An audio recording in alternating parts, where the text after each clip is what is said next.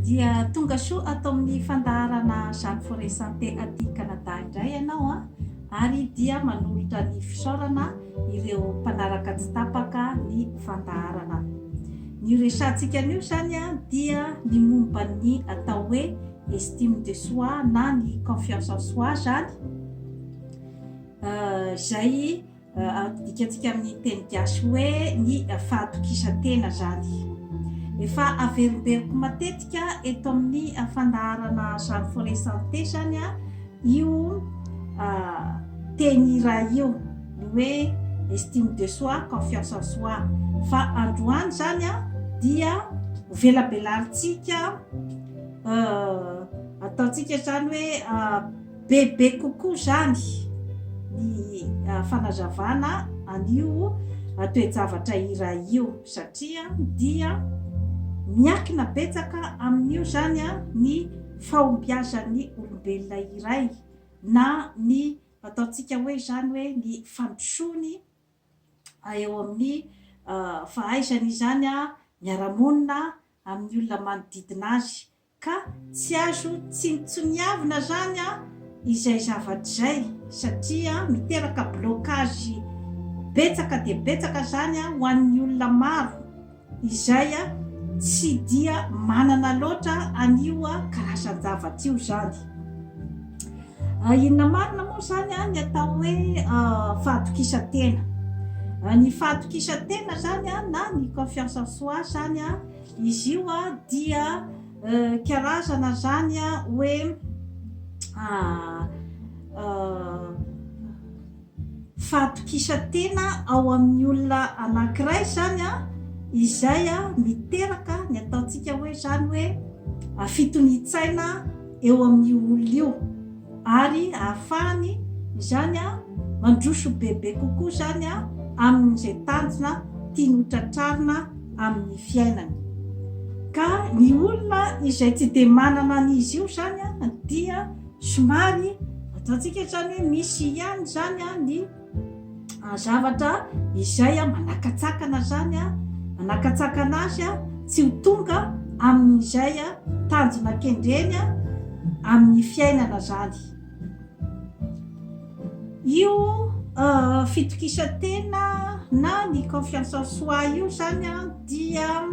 maro dia maro zany a ny zavatra manodidina an'io zany. Ny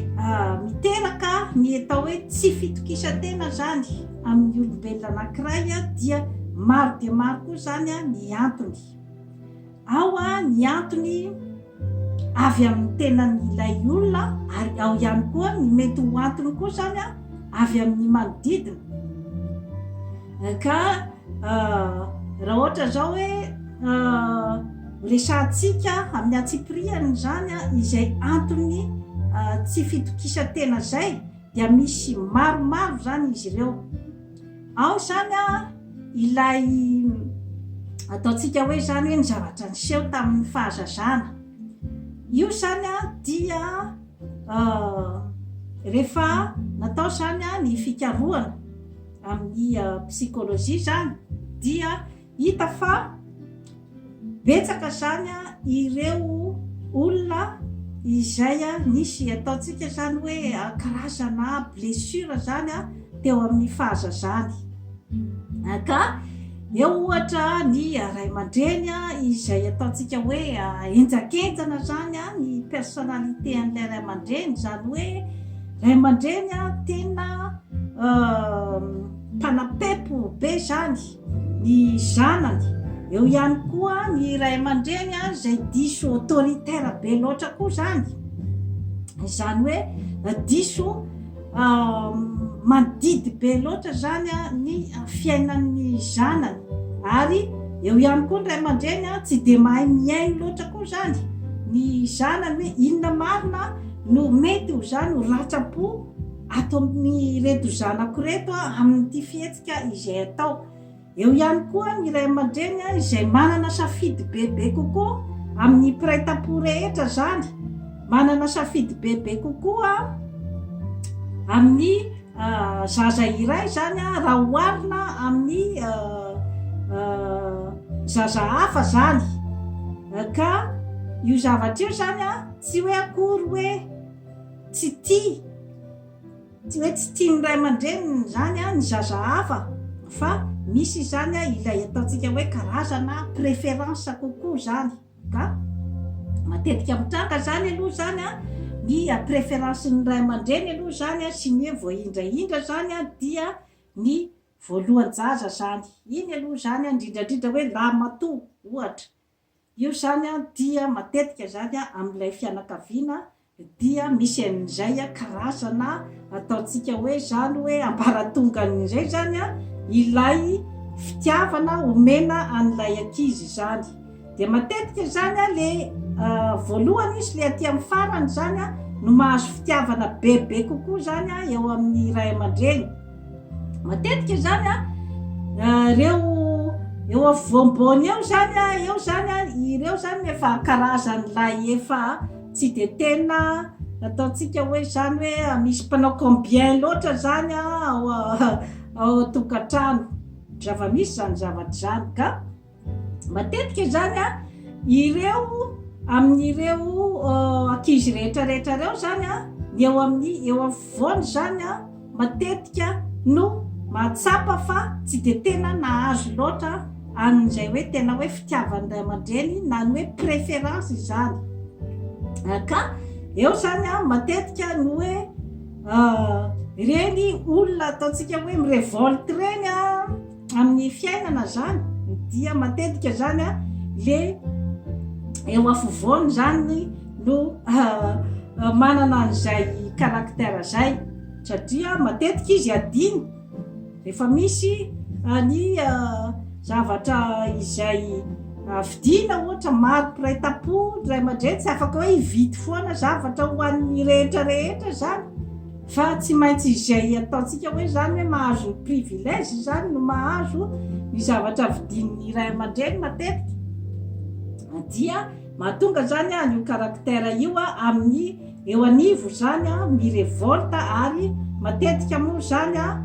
tafita ambony amin'ny toerana izay tadiaviny amin'ny fiarahamonina io karazana olona eo anivo io. Ary maro rehefa natao ny fikarohana dia maro amin'ireny olona malaza président de la république sy ny sisa eran-tany ireny zany a no zaza teo anivo zany. Eo ihany koa zany a ny hoe misy koa ny hoe talenta izay nomenjanahary angambany, ohatra hoe tany am-pianarana tambola kely a dia misy ny havanabanana kokoa, misy zany a ny tsy dia havanabanana loatra, dia zay zavatra zay koa miteraka ihany koa zany a ny ataontsika hoe tsy fitokisa-tena koa ho an'ny olona iray a rehefa lehibe izy. Eo ihany koa na atao am-pianarana koa zany a misy koa ny ataontsika hoe zany hoe ny didinin'ny mpampianatra kokoa zany no ny antony maro samihafa. Mety hoe misy ny zanak'olona tsaratsara toerana kokoa, manamanakatao kokoa, izay mahazo zany a ny ataontsika hoe fakasitrahana bebe kokoa zany a avy amin'ny mpampianatra ohatra,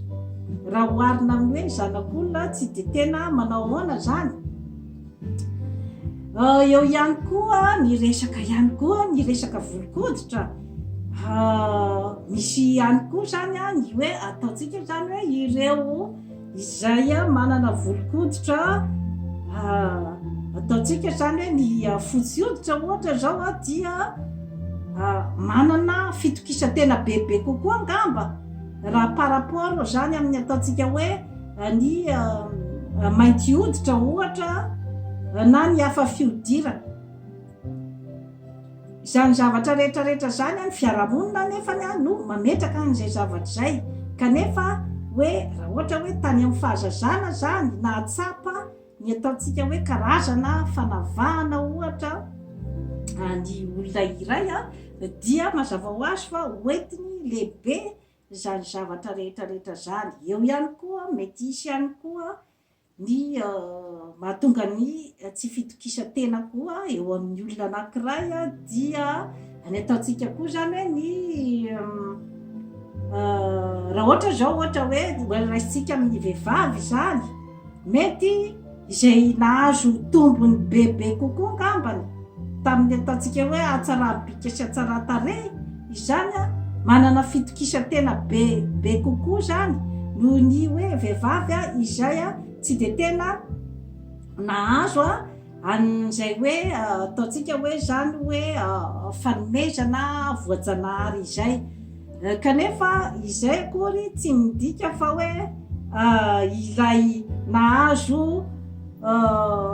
tombony bebe kokoa no tena ataontsika zany hoe anana ny fahombiazana bebe kokoa zany amin'ny fiainana mbola ho adiaditsika rehefa avy eo ny momban'izay zavatra rehetrarehetra izay fa ny tiako resahana fotsiny zany de hoe misy tombony kokoa zany raha ohatra ka hoe oarina zany amin'ny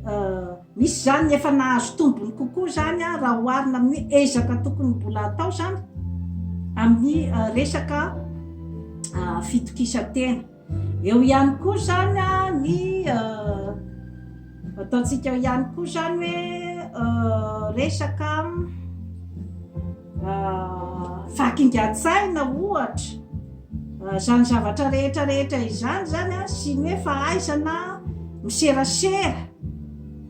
zany zavatra rehetrarehetra zany dia mety mahatonga zany ny olona iray anana ny fitokisany tena bebe kokoa zany raha oarina amin'ny olona sasany zay atao hoe zany hoe osaosa kokoa zany amin'izay resaka zay eo ihany koa zany ny ataontsika hoe koa hoe ny appartenance amina fianakaviana iray ohatra raha ohatra zaza ohatra hoe afy tamin'ny fianakaviana manan-katao ohatra raha ohatra oarina amin'ny fianakaviana tsy de manan-katao dia mazava ho azy fa ilay afy tao amin'ny fianakaviana manan-katao kokoa zany anana ny fitokisany tena bebe kokoa raha oarina amin'ny etsy ankilany zany ka izay zavatra rehetrarehetra izay zany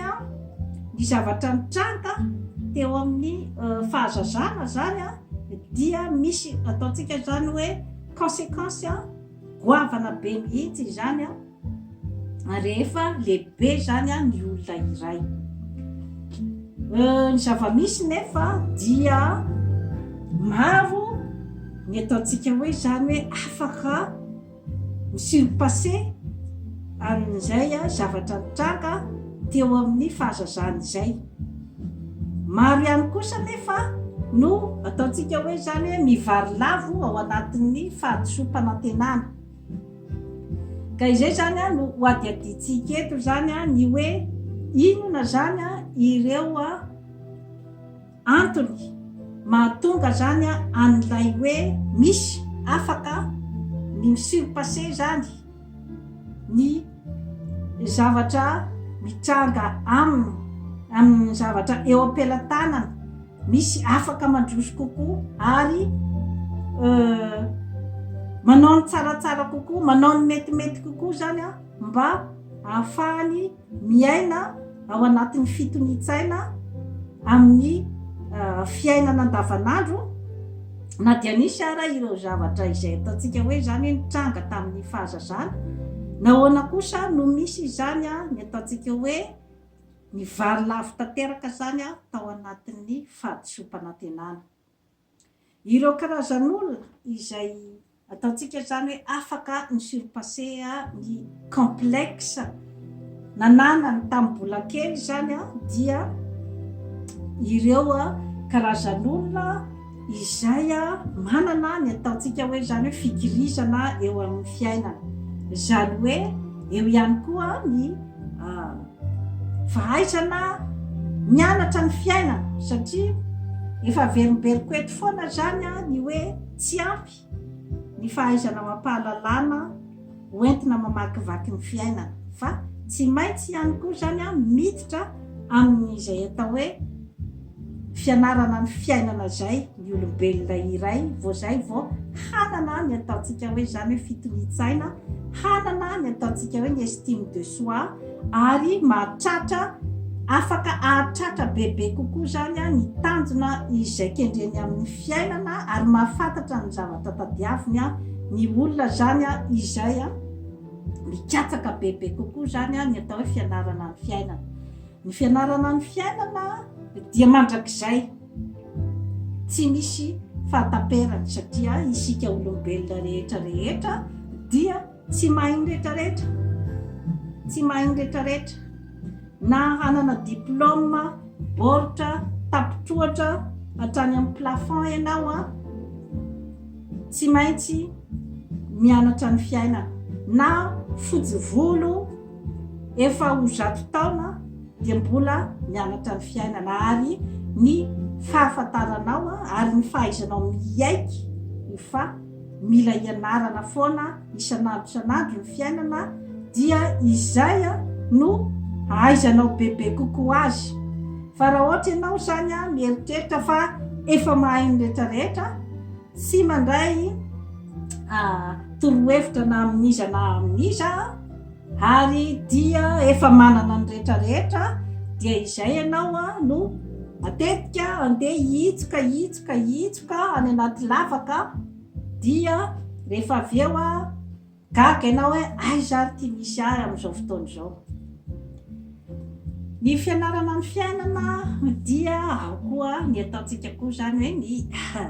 expérience koa zany ny expérience amin'ny fiainana ataontsika fa ny olona manamanana ny expérience bebe kokoa zany no afaka hanana koa zany ny hoe fitokisantena sy ny fakasitrahany ny tenany io zany ny confiance en soi sy ny estime de soi arakaraky ny koa zany ny ataontsika hoe karazana ady mafy na ny difficulté izay hitan'ny olona anankiray teo amin'ny fiainany koa zany no anana ny fahamatorana bebe kokoa amin'ny izay zavatra ataony sy amin'ny fiainany ary eo anivon'ny fiarahamonina ka misy idirany be dia be zany ny hoe manamanana zany ataontsika hoe tombony amin'ny resaka fitokisantena sy ny fakasitrahan'ny tenany zany ny olona iray izay nandiha fiainana sarotra zany teo amin'ny fiainana. Raha ohatra ka oharina zany amin'ny olona iray izay ataontsika zany hoe nomen'ny fiainana tombony foana zany teo amin'ny zavatra rehetrarehetra satria izy tsy mila niady firy zany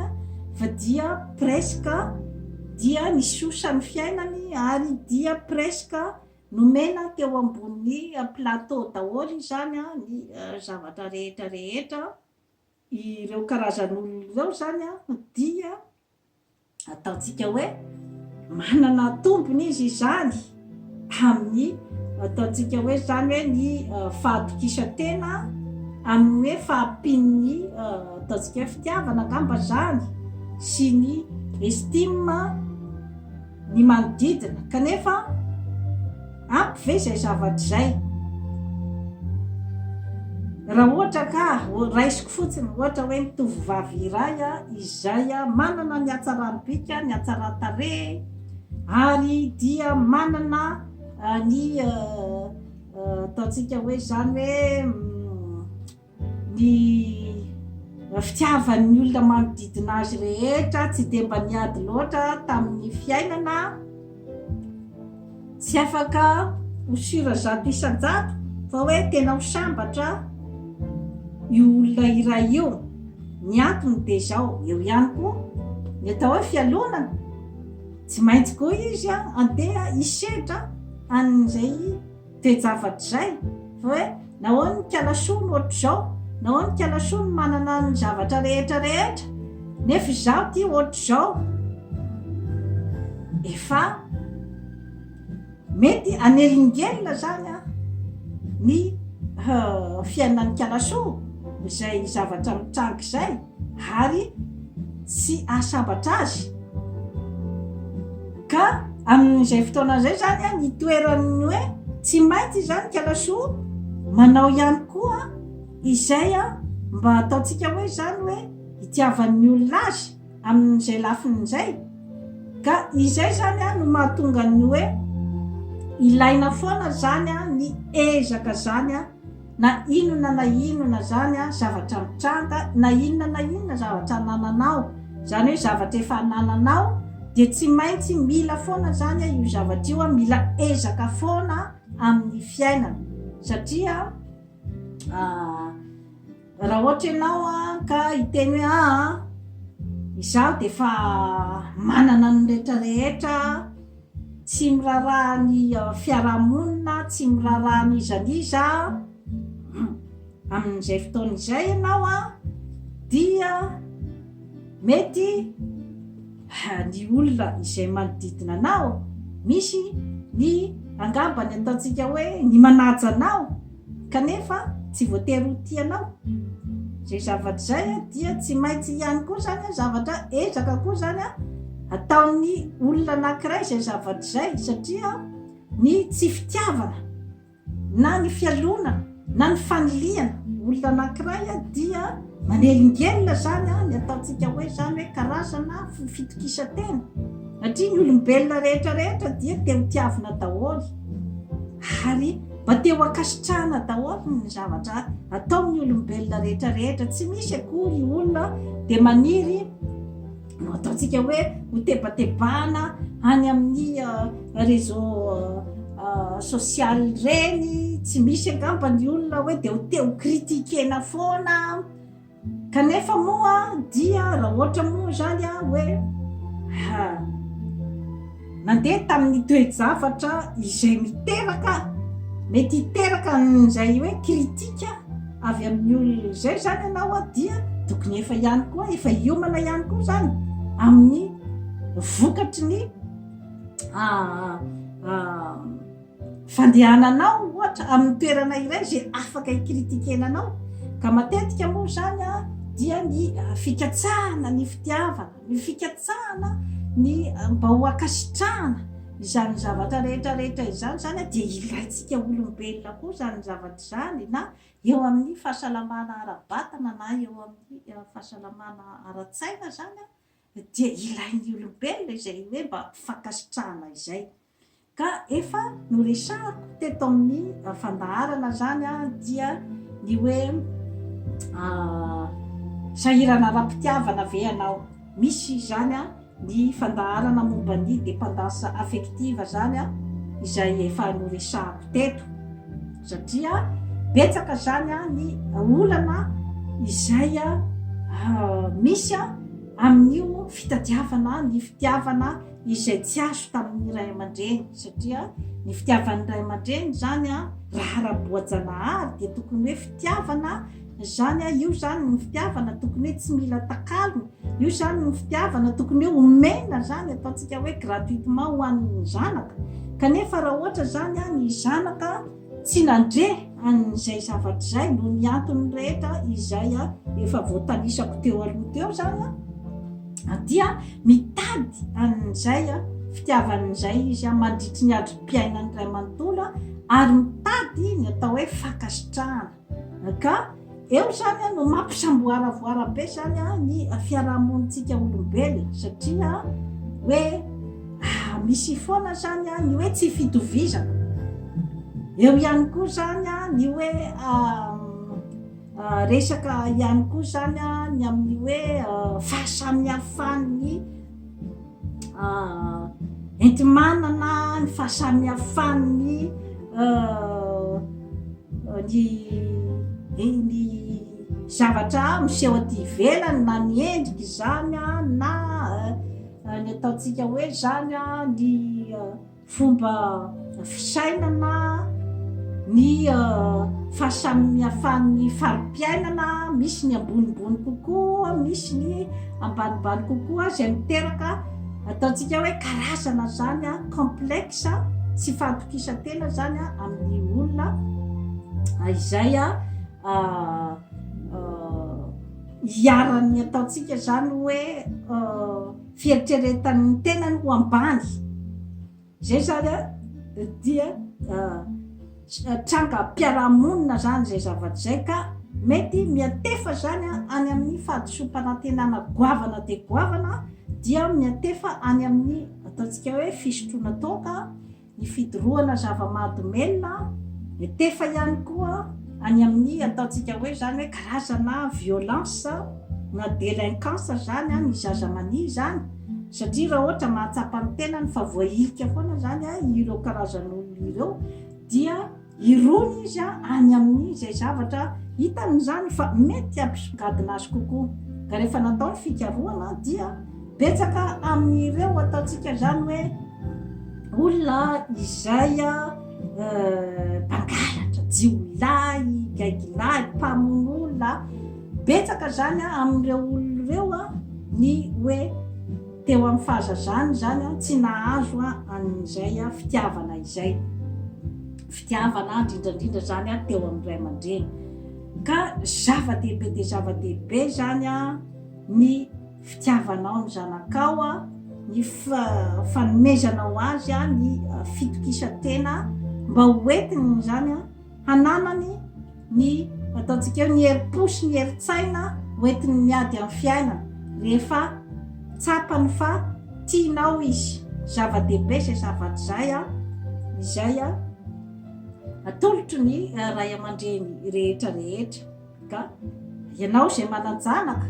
amin'izao fotoana zao a mijery ahy a dia mbola tsy tara ny fampisehoanao zany a ny fitiavanao a ny zanakao ary indrindraindrindra ny tsy fanapepona ny zaza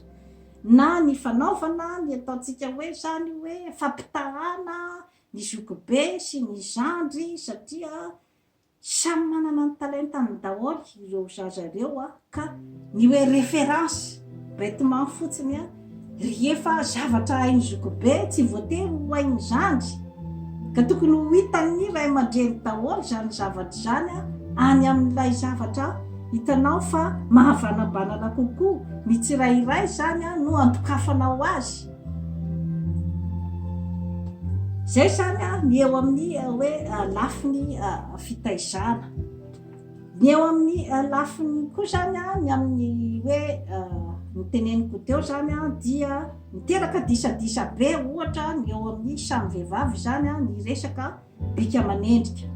misy ny efa nomena bika amanendrika zany a ny menjanahary a bika amanendrika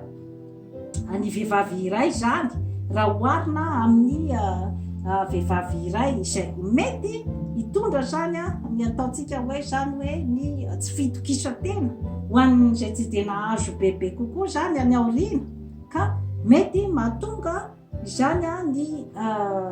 ataontsika hoe karazana disadisa eo amin'ny fiarahamonina satria samy teo tiavina daholo ny olombelona rehetra rehetra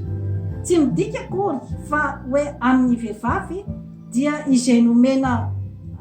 bika amanendrika bebe kokoa no tsy maintsy hahazo ny fahombiazana amin'ny fiainana indrindrandrindra na eo amin'ny resaka fitiavana sy eo amin'ny resaka fanambadiana efitra diso de diso zay zavatra zay a aneho amintsika fotsiny hoe ny zavatra rehetra rehetra eto ambonin'ny tany a dia resaka ezaka daholo nanomena menjanahary zavatra miavaka kokoa zany no ny sasany ianao a dia tsy misy tafala tao anatin'izay atao hoe ezaka izay satria eo foana no miteraka ny disadisa zany a indrindrandrindra zany a eo amin'ny vehivavy hoe nahoany kalasoa nahoany kalabosy nohatr'izao kanefa rehefa atao ny fanadiadiana rehefa atao ny fikarohana dia ny fahombiazana rehetra rehetra eto ambonin'ny tany dia ezaka avokoa satria natao ara hoe nomena n'Andriamanitra zavatra tsaratsara kokoa zany noho ny sasany zany a kalasoa ohatra kanefa izy a tsy miezaka ny hoe mba anatsaratsara kokoa zany ny zavatra efa nomena azy, anatsaratsara kokoa ohatra ny sainy sy ny fanahy ary ny vatana, satria ny vatana ihany koa dia mora lefy ihany koa ny endrika ety ivelana, eo ny fahaterana, eo ny aretina, eo ihany koa ny ataontsika ihany koa zany hoe ny tsy ny zavatra ty ivelany ihany akory ny maha-olombelona ny olona rehetrarehetra, fa efa averimberiko eto foana ny hoe ny saina, ny vatana ary ny fanahy tsy maintsy mikojan'ireo ny olona rehetrarehetra zany vao hanana zany ny ataontsika hoe toetra maha-olombelona. Ka matetika ny disadisa eo amin'ny fiarahamonina dia ny hoe eto raha hiratra izay mamirapiratra tokoa zany, dia eto ny iray zany izay tsy tamoraina.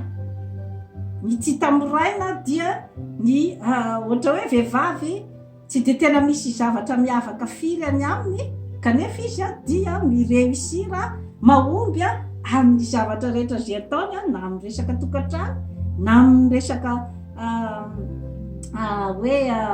fiainana andavanandro, na ny eo amin'ny resaka fahombiazana, amin'ny resaka asa aman-draharaha, dia iny fa andeha ohatra raha hiratra andeha hiteny, raha hiratra mamirapiratra hoe ha fa nanoana no raha tsy tamoraina, kanefa zaty ny tena mpanjaka vavy ny hatsaratare. Zay zavatra zay zany dia miteraka disadisa foana zany eo amin'ny samy vehivavy. Ka izay no antony itenenako hoe efa nataon-janahary isika olombelona hiezaka. Zay zany raha araky ny fikarohana dia izay. Misy ny préjugé, ny ohatra hoe aty amin'ny tany vaventy ohatra dia misy ny karazana ohatra ny hoe préjugé hoe izay fotsy hoditra no tokony ho tafita amin'ny fiainana, tokony hanana ny asambarana, tsy tompoko, tsy marina zany zavatra zany, tsy marina zany. Efa maro ny mainty hoditra izay manana ny anjarany, satria raha ohatra zany ny eritreritry ny olombelona zany dia ny hoe ny mainty hoditra zany dia tokony hijanona foana amin'ny tantarany taloha zany, ary misy foana ny préjugé amin'ny hoe tsy tokony hanana toerana tsaratsara eo amin'ny fiainana, eo amin'ny fiarahamonina. Nefa efa maro dia maro amin'izao fotoana zao ny mainty hoditra aty Amerika Avaratra izay milliardaire, millionnaire, manana place tsara amin'ny fiarahamonina. Ka izay zany no entiko fotsiny zany itenenana amintsika rehetrarehetra hoe ny ezaka hatrany no mahatafita amin'ny fiainana ary anananao ny fitony-tsaina. Rehefa zavatra niezahanao, nasianao ny herim-ponao ray manontolo